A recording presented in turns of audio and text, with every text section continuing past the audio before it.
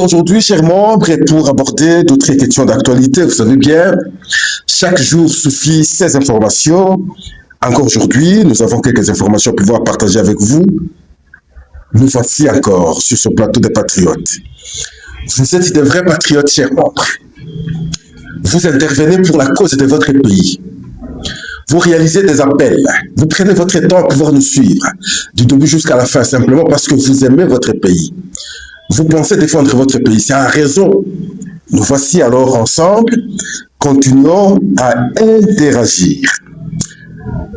Nos frères, nos sœurs, nos compatriotes, nos pères, nos mères, nos enfants, à Goma, à Kavumu, à Bukavu, à Rutshuru, à Masisi, à Nyiragongo, à Minembwe, passent des moments difficiles. Ils passent des moments difficiles. Je reçois des appels, ils m'appellent pratiquement chaque jour, ils nous interpellent tous. Qu'est-ce qui fait que jusqu'ici notre gouvernement ne nous libère pas? L'interpellation pratiquement de chaque jour. Ça me dérange et ça me fait mal, chers membres. Quand vous entendez un parent vous dire « Je ne sais pas sortir, je ne sais pas comment faire nourrir mes enfants, les conditions difficiles, Pascal, jusqu'à quand cette situation va continuer ?» Quand vous entendez les enfants vous dire « Mais aujourd'hui, c'est devenu compliqué, même pour l'enseignement, bientôt c'est la rentrée scolaire. » Le système n'est plus congolais, il est devenu aujourd'hui rwandais. Les cris que nos compatriotes nous lancent de cette partie jusqu'ici occupée par le Rwanda, ça nous fait pleurer, chers membres. Voilà pourquoi de temps en temps, nous devons, à chaque fois lorsque nous voulons commencer l'émission, avoir une pensée afin que demain après demain, qu'il retrouve la liberté. Et c'est par nos efforts, c'est par nos engagements, c'est par nos interpellations, c'est par les informations, c'est par des dénonciations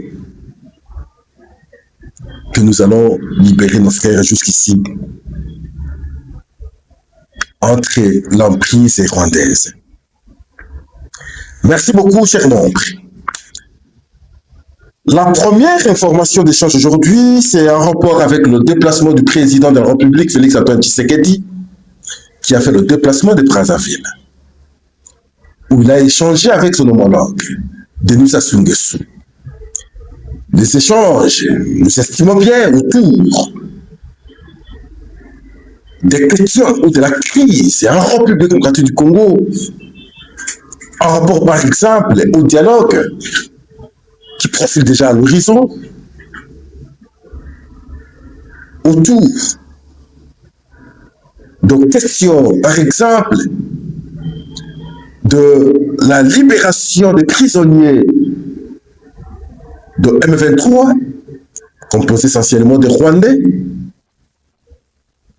de la pacification bien entendu de la sous-région, dont le président Denis Sassou Nguesso semble être le plus vieux et le plus expérimenté. Un Congolais comme nous autres, et voilà, avec les deux, sûrement, ils ont réfléchi sur qu'est-ce qu'il faut.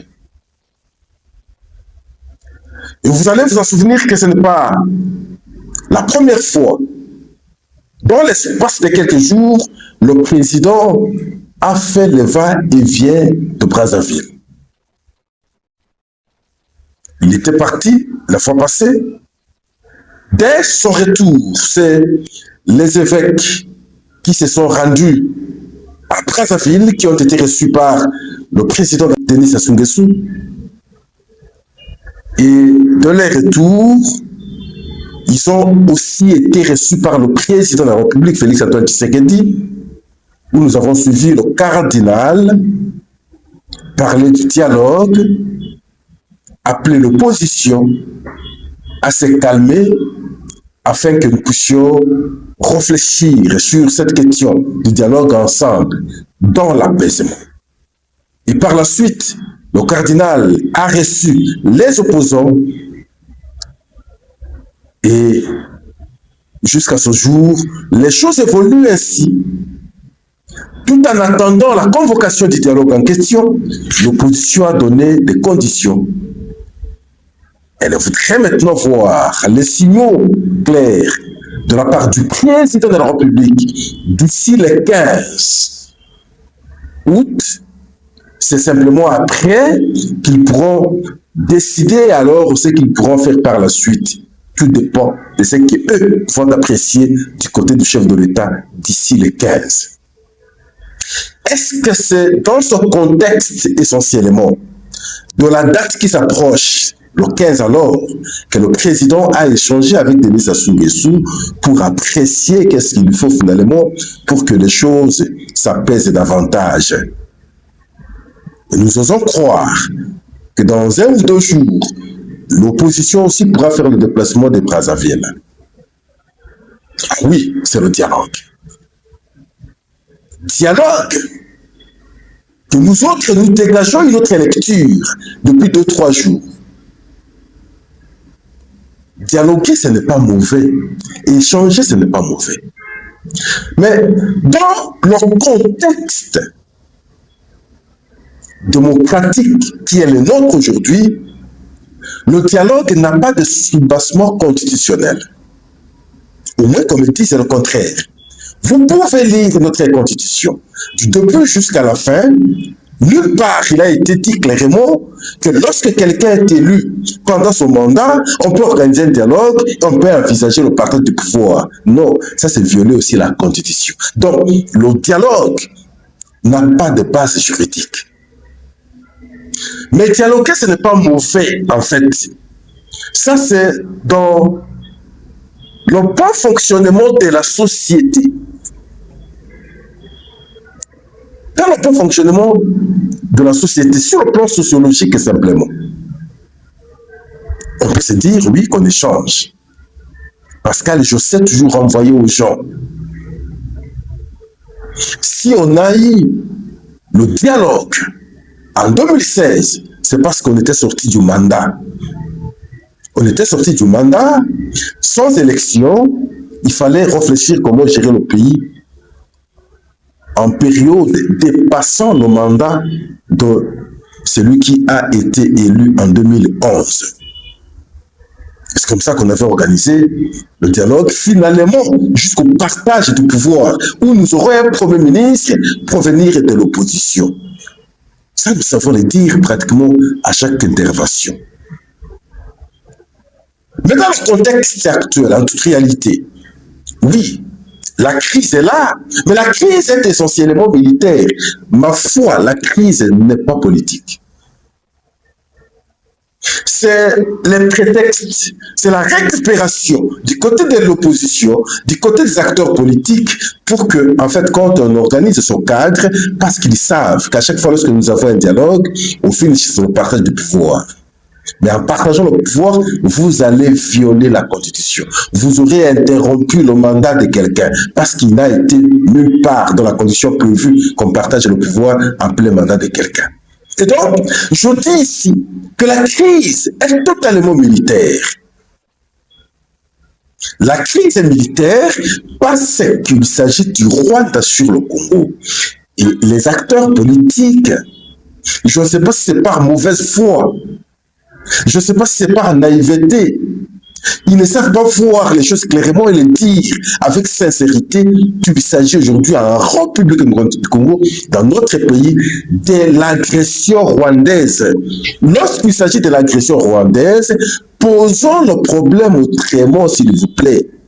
Parce que nous risquerons de tourner en rond inutilement, perdre le temps inutilement, perdre les fonds inutilement, ne pas atteindre l'objectif.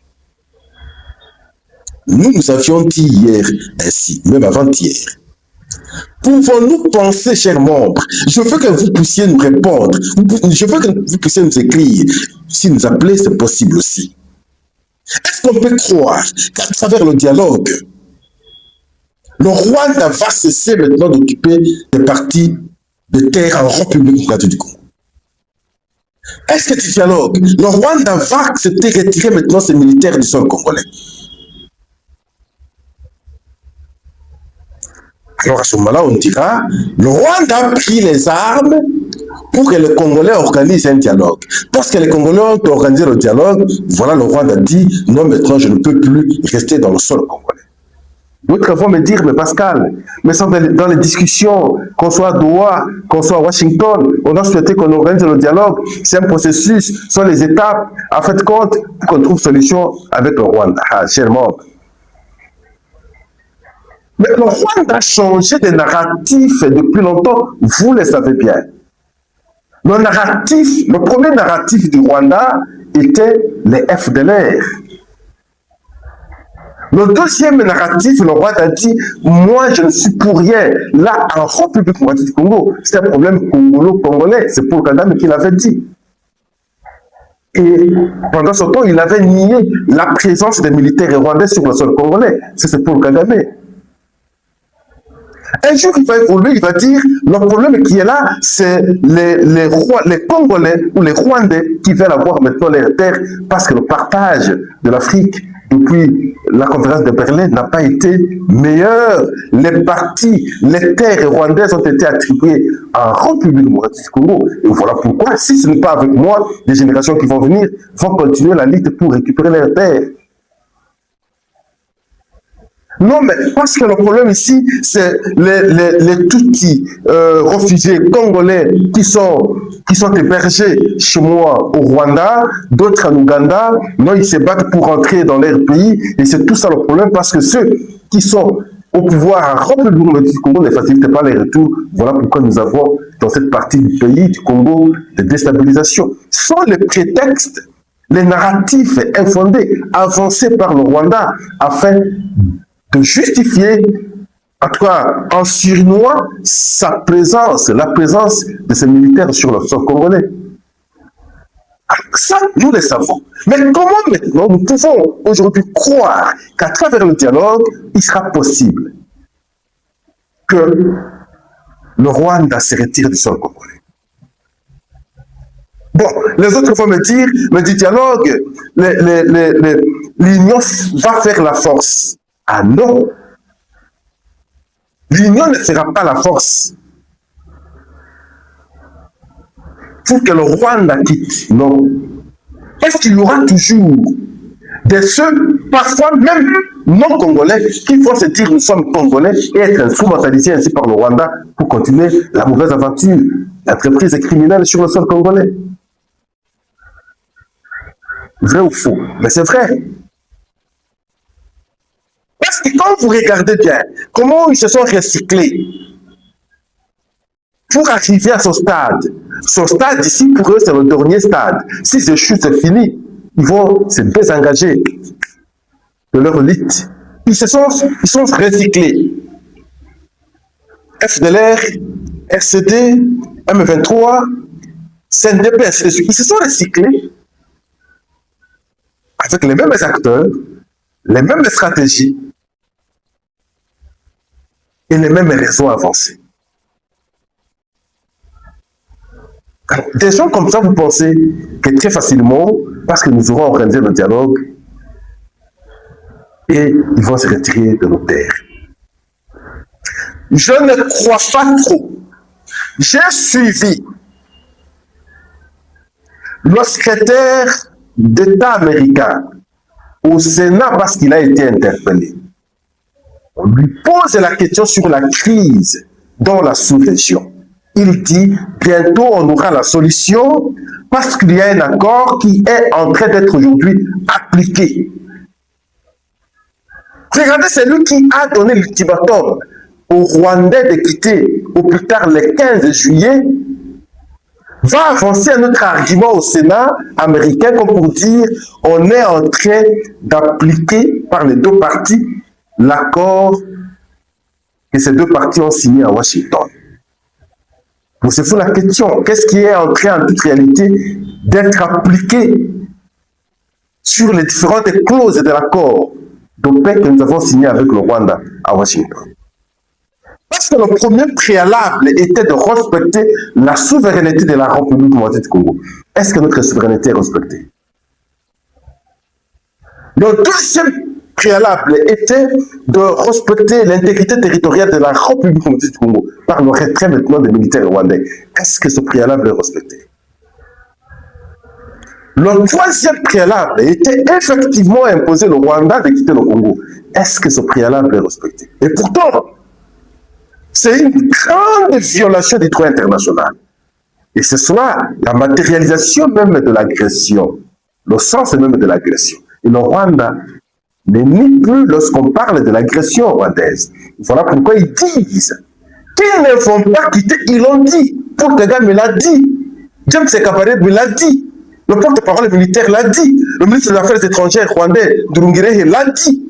Tous le disent. Ils ne vont pas quitter le Congo maintenant pour essayer une opportunité. Comment nous ne pouvons pas comprendre ça très définitivement et une fois pour toutes? Nous avons des opposants inutiles.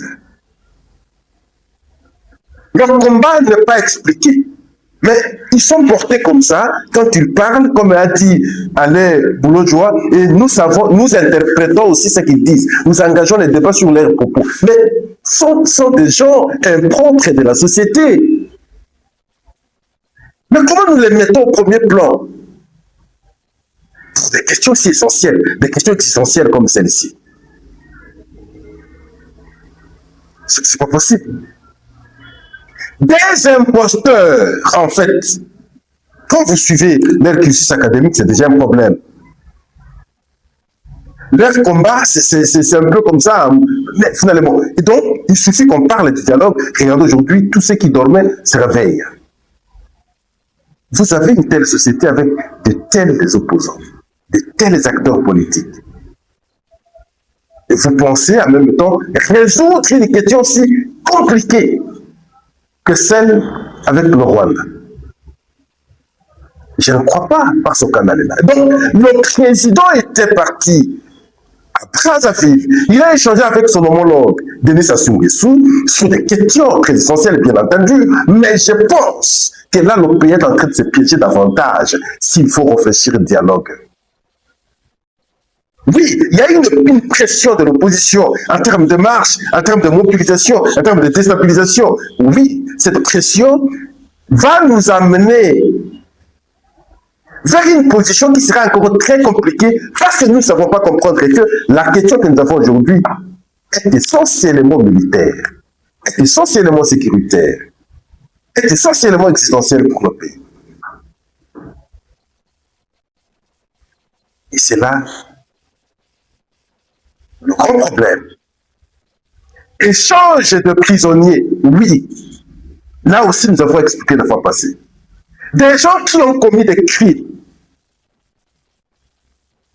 Mais vous allez les échanger avec qui? Nos militaires n'ont commis aucun crime. Ils ont été capturés sur leur terre par les Rwandais.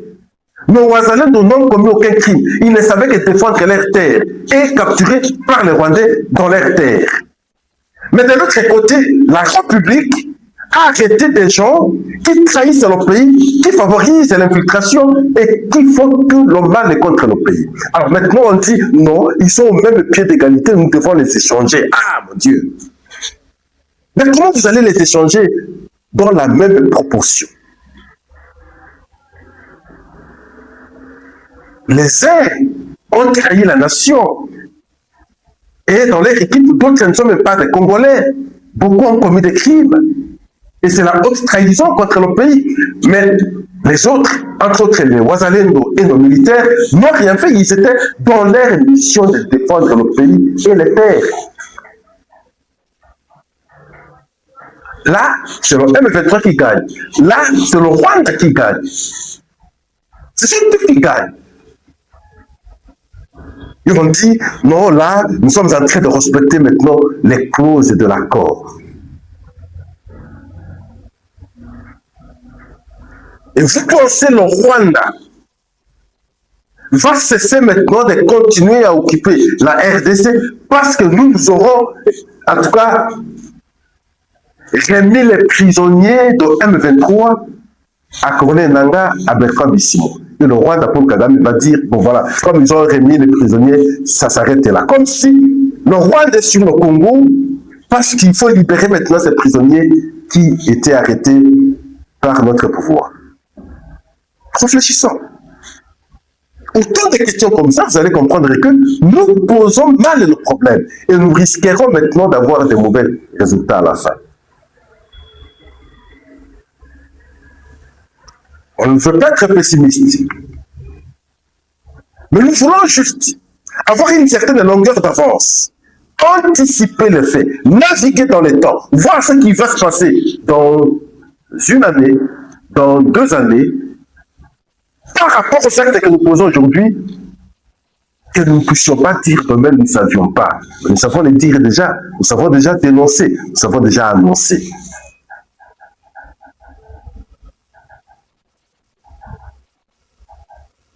Vous avez vu le prétexte sur les FDLR. Nous avons accepté ici. Ils ont signé un protocole d'accord. Mon Dieu. Où en sommes-nous? Et là, nous avons servi le Rwanda sur un plateau d'or à travers cette déclaration. Il faut rester avec ce que nous avons dit. Vous, le ministre de l'Intégration, vous avez dit. Mais s'ils ont signé le protocole d'accord, où sont-ils? Non, sur les 5 zones, une zone simplement, de notre côté, ils ont signé le protocole d'accord. Les 4 autres zones du côté qu'occupe le M23. Il se complique encore. Allez s'identifier maintenant les zones en question. Monsieur le Président, ayez des bons collaborateurs. Les bons collaborateurs. Les bons collaborateurs. Le choix pose souvent problème. Les bons animateurs. Les courageux. Les gens qui savent, et en tout cas, faire la discursivité de fait. Le contraire, on aura fait un pas et reculé à 2 pas. Et de cette façon, on ferait alors un cercle vicieux. Nous disons beaucoup de choses. Il y a notre équipe interpellée, mais Pascal, je vous suis pratiquement chaque jour. Pratiquement à chaque émission, je vous suis, cher membre. Mais la manière dont vous défendez, non seulement le président, mais surtout la République, ça fait très bien. Mais j'aurais aimé voir le directeur de la communication du chef de l'État faire le même exercice, comme Koudoura Kassongo le faisait à l'époque de Joseph Kabila. Ah, il me renvoie à l'époque de Koudoura Kassongo. C'est un grand frère que je salue, aussi que j'aime bien, qui m'apprécie aussi beaucoup, Koudoura Kassongo. Mon Dieu, je vous salue. Je lui dis merci beaucoup, mais le problème, ce n'est pas nous autres. Posez-vous la question. Eli Kengi était là comme directeur de communication de la presse présidentielle. Nous l'avons critiqué, nous l'avons dénoncé. Au moins, on pouvait l'entendre une fois. Au moins, on pouvait le voir en train de défendre. Je ne sais pas celui qui est là. Je crois que c'est une femme. On va parler, c'est la fille de François Mwamba, c'est qu'on m'apprend. Il est où? Je ne sais pas. Personnellement, je ne connais même pas son visage. Je ne l'ai jamais entendu. Mais comment vous avez des questions comme ça? Vous êtes composé de qui dans votre cellule? Aucune organisation, aucune organisation, aucune organisation, aucune organisation, mon Dieu. C'est les autres qui font le travail. C'est les autres qui défendent le pays. Mais vous êtes là pour la défense du pays. Vous êtes au sommet pour la défense du pays, mais faites le travail. Répartissez-vous. Et c'est alors, à ce moment-là, vous allez faire valoir la voix du pays partout ailleurs. En tout cas, merci, chers membres. Et nous avons pris beaucoup de temps pour cette question, parce que nous avons estimé qu'il fallait en tout cas insister, afin de permettre la compréhension sur la nécessité de l'organisation du dialogue, dans le contexte actuel. Merci beaucoup. Nous avons la deuxième question, c'est ce qu'a annoncé le ministre provincial de l'Environnement, Léon Moulumba, ici à Kinshasa, sur l'installation des équipes de surveillance permanente pour sanctionner toute réoccupation des emprises publiques après leur démolition. Je pense que c'est une bonne idée parce que la question que beaucoup se posent, c'est que nous avions d'ailleurs vécu dans le passé. Oui, vous avez démoli, mais par la suite, qu'est-ce qui s'est passé? Vous abandonnez des espaces comme ça et les gens réoccupent. Alors, si aujourd'hui vous allez surveiller, mais pas seulement surveiller, mais pensez maintenant, l'assainissement c'est aussi la propriété. Rendez propre ces environnements, ce sera une bonne chose. Mais l'assainissement, je m'en fous, ne peut pas se limiter seulement aux différentes démolitions. Mais la nuisance sonore entre également dans l'assainissement, monsieur le ministre provincial Léon Moulumba, que je vous salue aussi, chers frères. Assainissez aussi la ville sur la nuisance sonore. C'est très déplorable. Ce que vous faites déjà, oui, nous vous applaudissons. Mettre une équipe ou des équipes de surveillance afin qu'on ne réoccupe pas ces endroits, oui, ça c'est une très bonne chose. Autant pour les services nationaux, le travail que les agents font là, ils balayent, mais par la suite, qu'est-ce qu'on envisage? On ne peut pas avoir des engins, des véhicules pour balayer, pour enlever des terres, tout ça. Mais je crains toujours que ce soit une opération à courte durée. Parce que ce n'est pas modernisé. Ils ont des brouettes, ils ont des balais, ils ont tout ça, mais c'est trop manuel ça. La ville est tellement grande, ils ont la volonté. Oui, ce qu'ils font, c'est extraordinaire, ça impacte, mais modernisons leur travail. Créons une police qui va circuler, qui fera la mobilité. Quand quelqu'un jette un papier mouchoir, qu'on l'arrête, qu'on ait cette police qui circule. Dans les endroits où le travail se fait, oui, la propriété, en tout cas, donne l'impression. Et ça, nous aimons. Chaque Congolais apprécie ça. Mais consolidons ces acquis, c'est fondamental. Mais si nous allons le faire juste pour un temps, alors là, nous, on n'aime pas nous-mêmes notre vie, notre propre vie. Et donc, monsieur le ministre provincial de l'Environnement, nous vous saluons, mais encore une fois, faites le choix sur les meilleurs. Sinon, le soir, vous allez voir, ils vont encore étaler les tables, les chaises, c'est la boisson, c'est la musique, c'est la nuisance. Et là aussi, il faut encore salir l'environnement. Et l'environnement ne sera pas sain. Alors, nous vous encourageons, monsieur le ministre. Nous allons terminer notre émission par cette réunion bilatérale que le gouverneur du Haut-Katanga, pour le compte de sa province, bien entendu, Martin Kazembe, avec son équipe, ont eu avec les responsables de la Zambie sur la problématique des vols des cathodes et la sécurité à la frontière, plus précisément ici à Kasumbalesa. Alors nous vous laissons suivre ce qu'a été cette rencontre à travers ce reportage, chers membres. Nous allons revenir pour finir notre émission.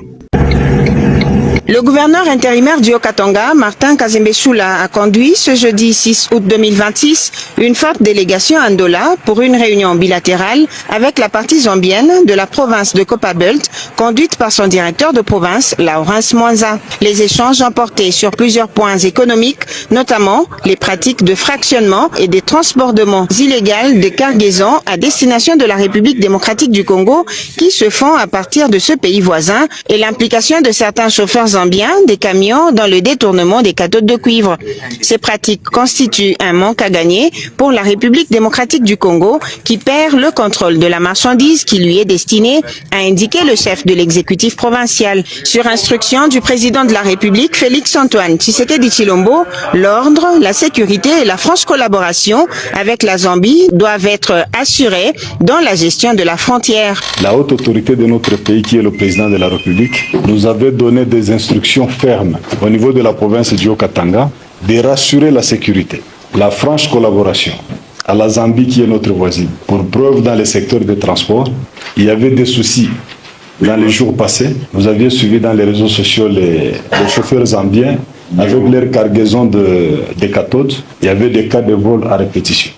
Et certains chauffeurs qui étaient victimes également Mais aujourd'hui, des dispositions qu'on a prises au niveau de la province, sous l'instruction du président de la République, via le ministère de l'Intérieur, aujourd'hui nous enregistrons 0 vol de cas de cathode. En réaction, la partie zambienne a salué la tenue de cette rencontre qui renforce la coopération pour le bénéfice de deux peuples et promeut la paix et l'intégrité régionale. Elle se dit prête de tout mettre en œuvre pour que ces pratiques cessent. Plusieurs mesures ont été prises. C'est entre autres la collaboration des autorités douanières de deux pays à la frontière de Kasumbalesa, l'échange des données numériques pour un bon suivi des cargaisons de marchandises pour savoir sa destination exacte et l'arrestation de tous les chauffeurs des camions qui s'adonnent à ces pratiques et mettre ainsi fin à toute forme de crime économique afin d'accompagner sérieusement les présidents Félix-Antoine Tshisekedi Tshilombo et Hakainde Hichilema qui ont le souci d'éradiquer ces actes qui paralysent l'économie de deux nations. Étant deux nations sœurs, l'autorité provinciale Martin Kazembe Choula a rassuré ses hôtes du maintien de la sécurité aux frontières pendant cette période électorale et l'identification imminente des migrants illégaux zambiens résidant dans le territoire de Sakania, précisément à Kindalo, pour leur encadrement. Voilà, c'est par là que nous mettons alors un terme à notre numéro d'aujourd'hui, chers membres. Merci de la confiance que vous continuez à témoigner à notre égard. Nous vous disons simplement, n'allez jamais ailleurs. Et restons ici, parlons souvent au pays, ici, chaque jour. Défendons le pays, partageons les souffrances de nos frères et sœurs dans la partie Est, chaque jour à travers cette émission. Alors pour aujourd'hui, nous vous disons merci. Nous sommes arrivés à la fin de cette édition. Merci à vous de nous avoir suivis jusqu'ici. Si vous avez apprécié ces contenus, n'oubliez pas de vous abonner à notre chaîne, d'activer la cloche de notification pour ne rien manquer de nos prochaines vidéos. Likez et partagez cette vidéo. On se retrouve très prochainement. À bientôt.